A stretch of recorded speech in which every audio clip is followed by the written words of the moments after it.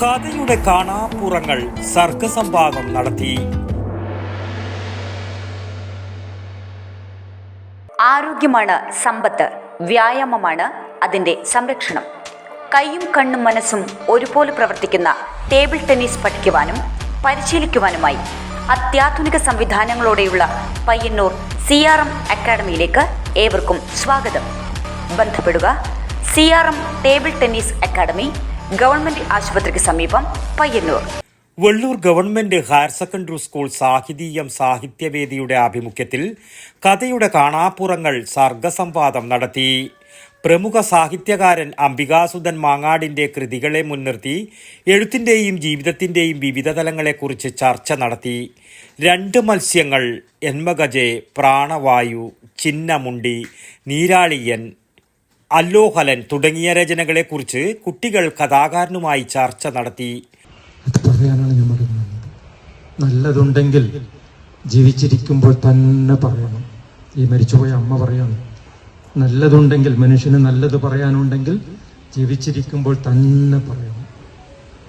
പക്ഷെ മലയാളികൾക്ക് നല്ലത് പറയാൻ ഏറ്റവും പ്രയാസമുള്ളൊരു സമൂഹം മലയാളികളാണ്. വിദേശത്തൊക്കെ പോയിട്ടുള്ള ആളുകൾക്ക് പ്രത്യേകിച്ച് വേഗം മനസ്സിലാവും അല്ലേ?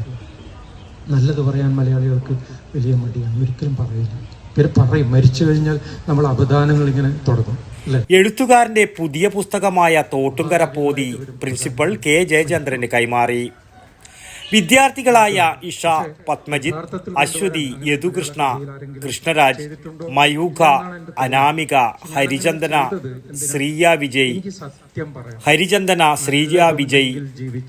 ആസാദ് എന്നിവർ ചർച്ചയിൽ പങ്കെടുത്തു.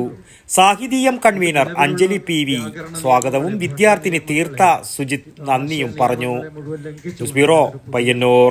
ആരോഗ്യമാണ് സമ്പത്ത്, വ്യായാമമാണ് അതിൻ്റെ സംരക്ഷണം.